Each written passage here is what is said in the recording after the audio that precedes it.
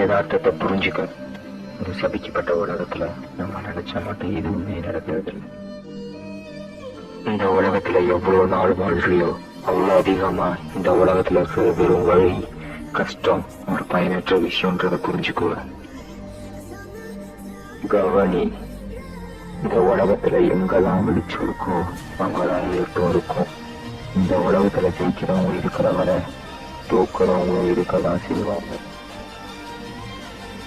அமைதியை காக்க நினைக்கிறது சோழன நோக்கம்தான் போர ஆரம்பிக்குது. அப்புறம் அன்பை பாதுகாக்கதான் வெறுப்பு பிறக்குது. இப்போ நான் சொன்ன எல்லா விஷயமுமே ஒண்ணுக்கு ஒண்ணு பிரிக்க முடியாத விஷயங்கள். இந்த உலகத்தோட விதிய நான் மாற்ற விரும்புறேன்.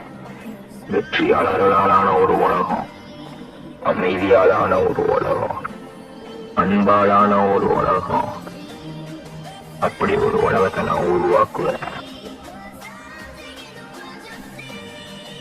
நான் தான் The Ghost of Uchiha.